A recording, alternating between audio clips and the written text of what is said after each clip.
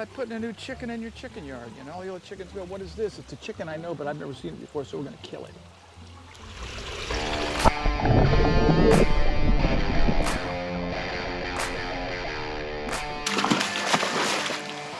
Hey everybody, welcome back to Florida Exotic.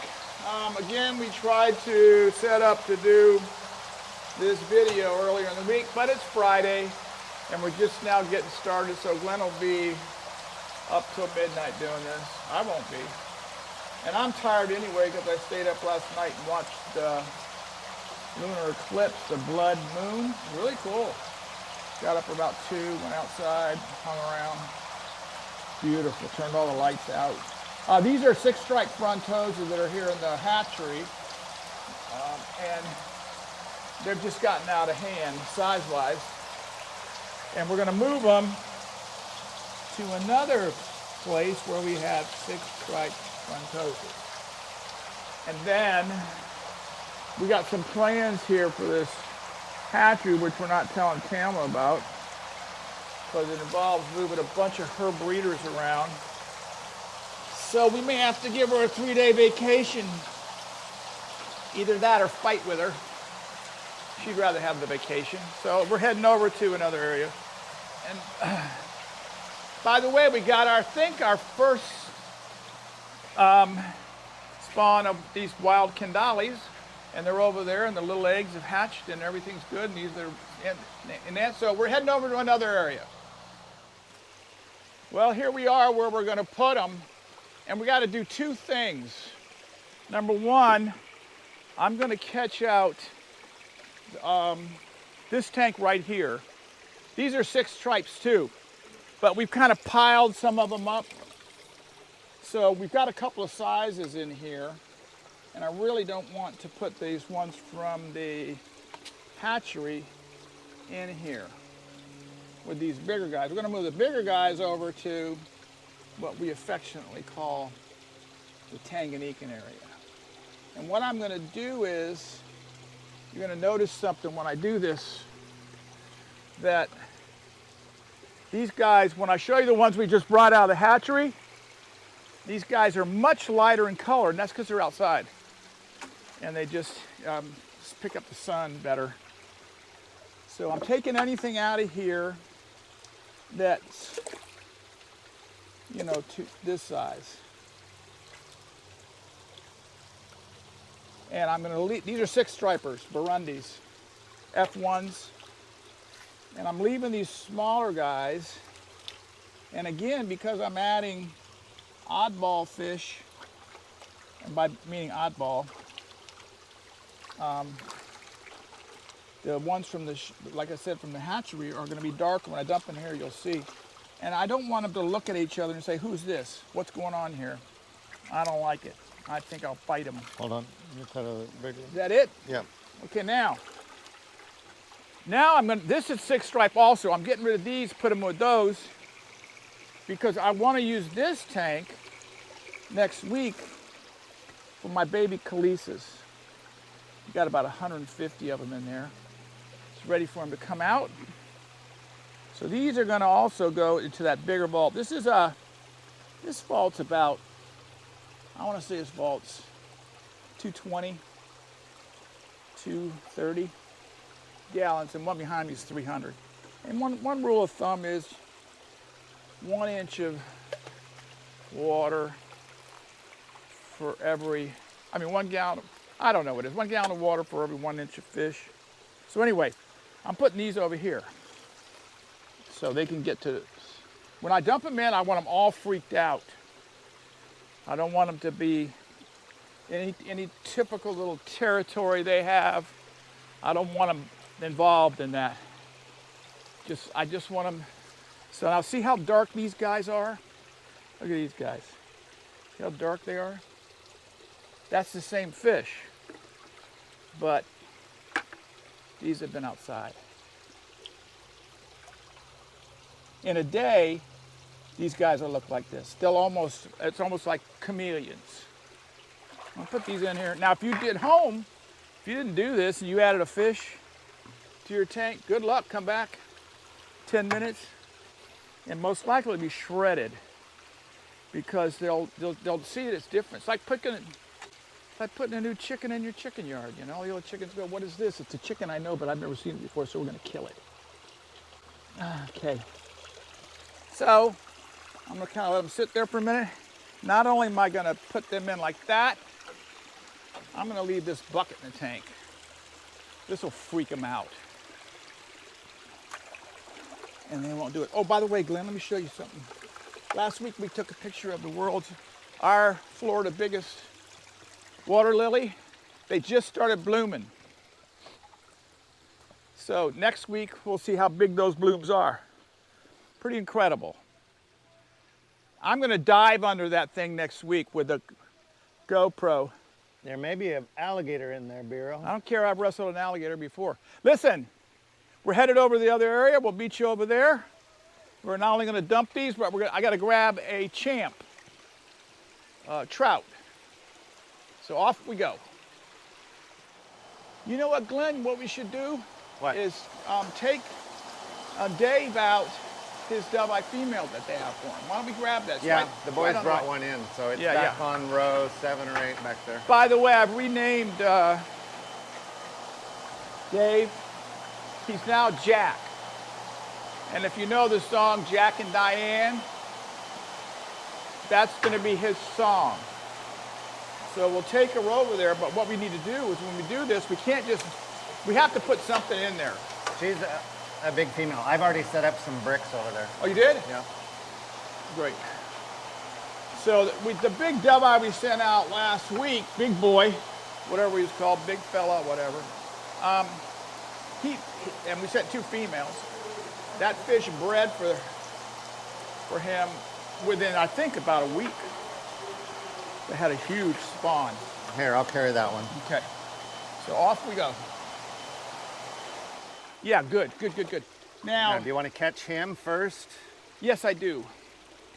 And we'll give her a minute. You know what we'll do? Let's catch him, dump the fronts, dump her. Give her time to acclimate. Catch him. I mean, he lives in that bucket, so. But amazingly, he does. He lives right here. Now, you remember he had to go into, almost went into hospice, but he didn't have to go full hospice. No, he's doing awesome. But this was months ago, and he's been sitting here friendless, and now all of a sudden, he's going to get a female. So he is really totally recovered. He's almost as wide as the net. Yeah. He's at least probably 12-inch? $3 bills, so that'd be 18 inches. Yeah, and he actually lives in that bucket, which is the most incredible thing. I guess he feels real comfortable in there. So now what we'll do, we'll put Diane. Put the styrofoam on top of it, maybe. Oh, yeah. We'll put Diane. Yeah, it'd be a bummer to come back. And so what we did with the bricks, we have just concrete block bricks and gave her kind of a corner here to hide. Yeah, so we're going to let her go. She'll be here. And typically in this fish, the fish that you got to watch out for is the actual male. Because these females can be brutal. Just to be sure, Glenn, just let me do one more thing. I want to make sure that he does, you know how things go? I know. You walk away, you come back and he's gone. So I don't want him to flip out and come out. I've learned in life that the more you care for something, the worse off you are. By that I'm meaning you start watching stuff carefully and invariably you end up losing them. I don't know why that is, but it is. Okay, here we go. Another reason we didn't get to our video is we cleaned out this entire row. This is 18 tanks, minus this one. This is our chlorine tank for cleaning out buckets. But we've got wild Tanganyikans coming in on Tuesday night. That's right. We're expecting MOBA fronts, 3 or 4 types of trophies, a couple types of Calvus and Compressips, 2 types of Ret Modus. We're going to be unloading these in a video. It's going to be at night. It's going to be kind of weird, but also we got to remember, Glenn, we need to cut bird netting for both sides and have Tony pick up some clips because I don't think we have enough clips. Yeah, we do need clips. Okay, so we'll make up a list. But anyway, Tuesday night, what we're going to do is scrape these tanks down, get them ready, cleaned up, put the screens back on them, and then we're going to cover them. We can't afford to lose one wild fish. But anyway, off we go. I think I'm going to take these down to our second tank. These fronts are too big. Those are 6 stripes also, but those are young breeders in there. So don't want to put them there. I got my red kiki, so I haven't seen any babies yet, but I'm excited if I do. Look at these cuticeps. They're starting to color up. Okay, where's those fronts? Over on the other side. Oh, I'm gonna put. Which ones, Bureau? Wait a minute. These are 7s right here. Those are 7s. Yeah. We may have to put these fronts back with those guys, because those over there I think are 7s also. So we really don't have. No, any. most of those are 6. Okay, let's put them over there. We never know what we're doing. Well, we move stuff around. Yeah. Oh, by the way, a guy sent me I'll show it to you sometime. Really cool. Now, Bino multicat. So we hope to put that with our regular multicats and work them and see what happens. Now, I'm not going to be able to catch all this tank, mainly because I don't want to get involved with these in this tank. There's multi-cats in the bottom. Yeah, you can't see because of the reflection, but there's I don't want them in my net. a flower pot full of multi-cats, and they are invariably their fins caught in the. Yeah. So I'm gonna dump these dudes in here for a second, and to mess them up even more, I'm gonna put this roof tile in here. It's amazing what little subtle change you can make in a tank, like when you put something new in. Move a rock around, move a cave around. It throws everybody off. See, look at this. If I got these guys into multi-cats. into the net, they stick. They're like porcupine quills. As soon as you catch them like that, they immediately take their fins and go like this, and then they get stuck in the holes, and all of a sudden there's a problem. When we're actually out catching multi-cats, we use a very fine baby net. Yep. Very, very fine. And it still always freaks me out when you handle these guys. You can get a little bit of a jolt from them, and there'll be 100 of them in that bucket. And why? I don't understand how they don't smash it. Next week we're going to start. Well, in the weeks to come, we're going to be going through all of our breeders for the season and making sure they're set up properly. I don't want anybody in here breeding that shouldn't be breeding, things like that. Okay, now in here, this is what we affectionately call an aquarium, because it's got everything in here. Okay, and I'd like to make sure I got the fish in front of me. Okay, so you let me move to the left. Okay. I see it right. Well, no, yes, I do, Glenn. Just let me do something. Hold on. We're looking for a champ. We never have champs of any size to sell. I don't know. That almost looks like a heterodon. Nope, there is a heterodon in there. And if it's not a champ, I'm 99% sure it's a champ. I'm not. I'm 99% sure. But there's a couple of things. But this is an aquarium. This is fish that, you know, we had onesie twosies in the warehouse, and then all of a sudden we bring them out here. There he is. So we got everything in here. We got an otter Jake. Let's see it in the light. Beautiful, isn't it? In the light. Beautiful. Beautiful. Got a big old loopy. In the light. Big old loopy. Got helianthus, sunflower. And here is this champ, and I never have them. I mean, I wish I had hundreds of these guys. People beg for them. And this is a little male. These things get to be about 13 inches long. One of the most outstanding fish. I've only had my whole life maybe 20 of them. But in the pool out back that we're going to break down, there's actually several.